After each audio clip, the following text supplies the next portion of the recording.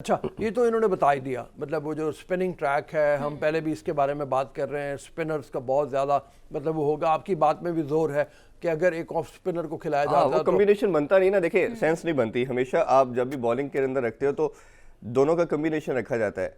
अब टेक्निकल मैं बात कर रहा था, क्योंकि मिर्जा साहब का अपना ओपिनियन है, मेरा डिफरेंट है कि आपका लेग स्पिनर है, उसकी बॉल 90% उसने लेग ब्रेक करनी है, वो बाहर निकलेगी। ऑफ स्पिनर होता उसकी बॉल अंदर आनी थी, ठीक है। तो वो एक डिफरेंस आपको बैट्समैन को नॉच मिलना था कि आपकी बाहर जा रही है, अंदर आ रही है। ये ऑड बॉल होती, गुगली ऑड बॉल है आपका, ये आपका वेपन के तौर पे यूज होता है। इस तरह आम बॉल भी आपका वेपन बॉल है कि आपने कोई 15-20 बॉल के बाद शायद एक बॉल आपने करनी है। इस साउथ अफ्रीका की टीम में 2 से 3 प्लेयर ऐसे हैं जो लेफ्ट हैंडर हैं जी। डीन एल्गर मेरे ख्याल में, हाँ जी, एल्गर है, लेफ्ट हैंडर है, क्विंटन डिकॉक जो है वो लेफ्ट हैंडर है। जी जी।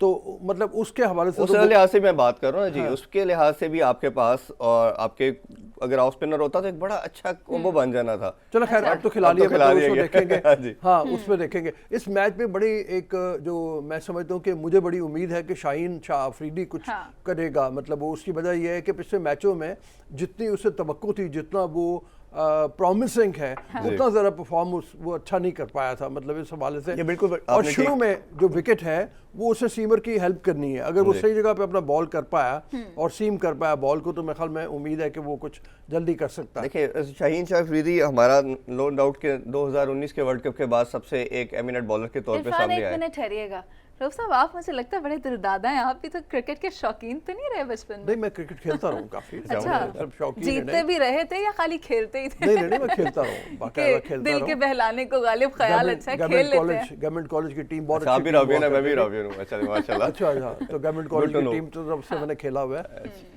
तो उसमें ये बात कर रहे थे कि शाहीन शाह अफरीदी को लीडिंग रोल में आना पड़ेगा। जैसे पीसीबी ने भी उनको कैटेगरी ए में रखा कि ये हमारा मेन बॉलर है, बट हमने क्या देखा कि वो शुरू में पहले स्पेल में 2-4 आउट कर देते हैं, 2-3 विकेट्स अगर देखा है। सेकंड स्पेल में उनसे बिल्कुल आउट नहीं होते। तो अगर आपको टॉप अगर हम देखें ना कि नोमान और इमरान भट्ट का पहला डेब्यू है, और इसके साथ साथ जिस तरह मैंने पहले भी कहा कि जो बाबर आजम है कप्तानी भी उन्हीं के सर है, तो कैसे देखते हैं कि तीनों खिलाड़ियों पे कितना दबाव होगा? वैसे ऑब्वियसली ये प्लेयर्स से ज्यादा दबाव जो है वो मैनेजमेंट के ऊपर है। प्लेयर्स के ऊपर तो ऑब्वियसली है।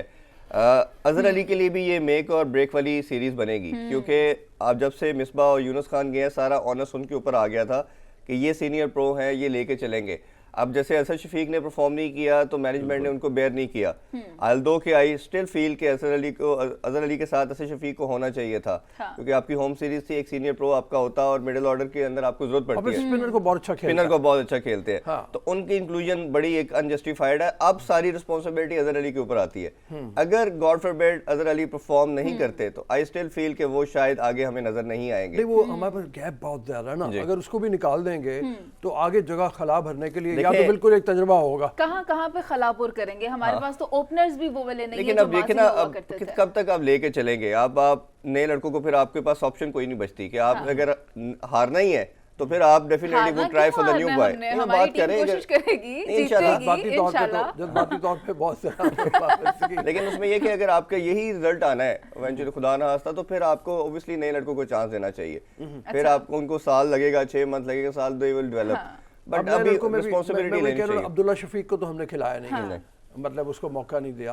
हालांकि एक मौका उसको मिला था, अनफॉर्चुनेटली वो उसमें परफॉर्म नहीं कर पाया। लेकिन मैं कहूँ टेस्ट में अगर वो होता तो शायद उसकी, जैसे हम पहले बात कर रहे थे ना कि मुझे तो सिलेक्शन के क्राइटेरिया समझ नहीं आ रहा। अच्छा। T20 में 1-2 मैच में स्कोर होता है, आप T20 में डाल देते हो। T20 में परफॉर्म नहीं हुआ, आप उसको टेस्ट में इंक्लूजन कर देते हो। आपने पिक किया टैलेंट वाइज, नो डाउट, ठीक है। हमें भी दिखने में अच्छा लगा वो लड़का, उसने अपने पहले मैच में सेंचुरी की, डोमेस्टिक में भी। आप उसको कम से कम 6-7 मंथ, साल लेके चलते। हाई परफॉर्मेंस सेंटर आपके पास है, उधर कोचेस के साथ काम करवाते हैं उसको। इंटरनेशनल एक्सपोजर से पहले थोड़ा प्रिपेयर तो करे। आप इतनी जल्दी इंडक्ट कर देते हो, ये मेरा ख्याल में उस बच्चे के साथ, उस लड़के के साथ भी ज्यादती है। जिसको आप इंक्लूजन कर लेते हो, वो बेचारे से परफॉर्म नहीं होता, फिर वो सीन से आउट हो जाता है। बड़ी एग्जांपल्स हैं। Harmeet wants to intervene. Ji Harmeet. हाँ जी बिल्कुल। मैं इस वक्त मैं भी बड़ा एक्साइटेड हूँ कि कौन सा खिलाड़ी किस नंबर पे खेलेगा। वैसे जहीर भाई ये भी थोड़ा सा बता दीजिएगा हमारे जो नाज़रीन है कि कौन सा खिलाड़ी किस नंबर पे खेले। फवाद आलम क्या 5वें नंबर पे आ रहे हैं या बाबर आजम आएंगे 5वें नंबर? नहीं, बाबर आजम तो हमेशा सेकंड डाउन आते हैं। हाँ जी, वो उनका 4th नंबर पे वो आएंगे। अजहर अली आएंगे 3रे नंबर पे, 4 पे बाबर आजम का नंबर फिक्स है, वो चेंज नहीं होगा। और 5वें पे फिर जाके फवाद आलम का नंबर है, फिर रिजवान 6ठे पे और इस तरह। बड़े लंबे रिजवान एक बड़ी अच्छी बात है हमारी कि हमारा विकेट कीपर रिजवान जो है वो फॉर्म में है, मुसलसल स्कोर कर रहा है। लेकिन उनका लास्ट जो प्रॉब्लम हमें नजर आया, लास्ट जो टेस्ट मैच उनका गुजरा उसमें कीपिंग बहुत बुरी की रिजवान कीपिंग के बारे में उन्होंने काफी ज्यादा क्योंकि कीपर से आप एक्सपेक्ट ही नहीं कर सकते कि वो कैच ड्रॉप करेगा।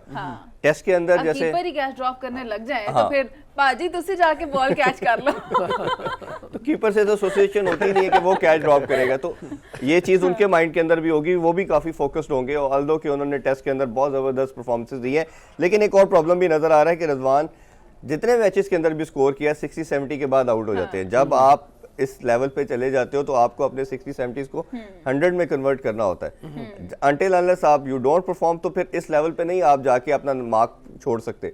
तो बड़ा नेसेसिटी है। इरफान, आप you have an expertise on cricket, आप मुझे ये बताएं कि माजी में कोई बड़ी सीरीज पाकिस्तान नहीं जीत पाया, अपने नाम नहीं कर पाया, क्या स्ट्रैटेजी वो लेके आएंगे अब कि कुछ कर सकें साउथ अफ्रीका के अगेंस्ट? देखिए, इस मैनेजमेंट का जो मुझे प्रॉब्लम नजर आता है ना, ये काफी डिफेंसिव अप्रोच के साथ जाते हैं। अच्छा। टेस्ट क्रिकेट जो है बेसिकली वो एक कॉम्बो है, क्योंकि मदर ऑफ क्रिकेट भी बोला जाता है। इसमें आपको रेजिलेंट भी होना पड़ता है, आपको पेशेंस भी दिखाना पड़ता है, आपको एट टाइम अग्रेसिव भी होना पड़ता है और एट टाइम आपको पेशेंस भी दिखाना पड़ता है, आपको डिफेंसिव भी होना पड़ता है। तो इस मैनेजमेंट की जो ओवरऑल अप्रोच नजर आई है पूरी गेम प्लान के अंदर और सारा T20 के अंदर भी देखा हमने, टेस्ट के अंदर भी, कि वो एक ही रहते हैं, बस परसिस्टेंट डिफेंसिव अप्रोच के साथ करते हैं।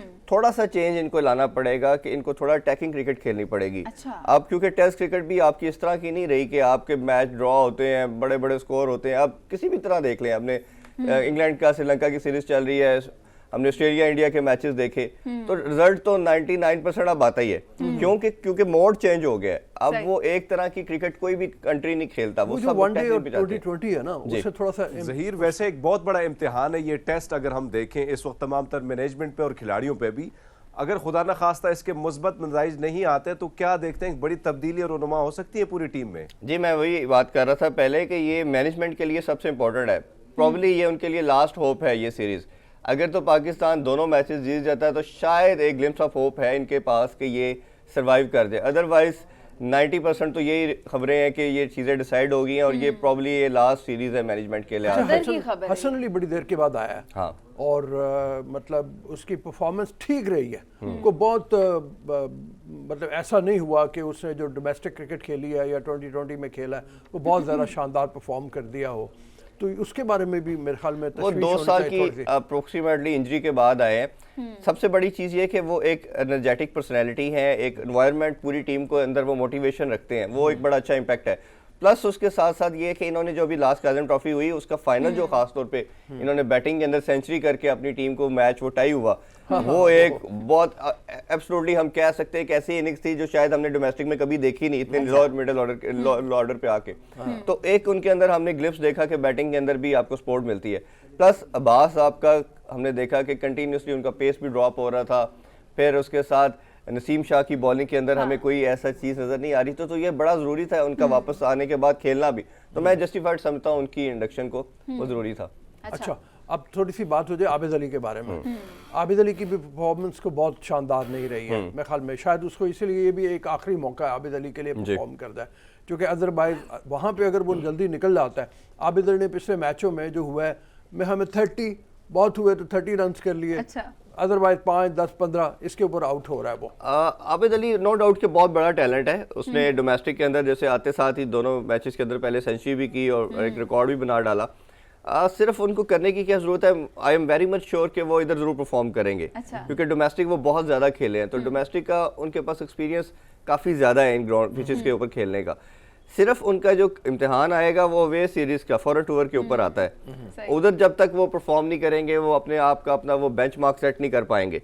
और उनका परफॉर्म दोनों जगह पे करना बहुत जरूरी है। इरफान की बातों से लग रहा है कि 2 टीमें होनी चाहिए। और लेकिन दूसरी टीम कैसे आपकी बनेगी? बातों से लग रहा है एक टीम यहाँ से जानी चाहिए। डोमेस्टिक क्रिकेट खेलने के लिए एक जो है वो बाहर जाके खेले। तो बाहर के लिए कोई मिल नहीं रहा, सबसे बड़ा प्रॉब्लम ही यही यार। टीम की ही बात कर ली, अभी जो प्लेइंग 11 है, व्हाट डू यू से कि इज दैट सैटिस्फैक्टरी, या किसी को मौका दिया जाना था जिसको नहीं दिया गया जो नेग्लेक्ट हुआ है, क्या ऐसा कोई है? देखिए कल तक तो वैसे न्यूज़ यही थी कि साजिद खान की इंडक्शन होगी, पीसीबी ने जो उनके इंटरव्यूज भी कुछ प्लेयर्स के जारी किए तो उसमें लग तो यही रहा था जो मैं बात कर रहा हूँ कि साजिद और सऊद शकील का बनता था।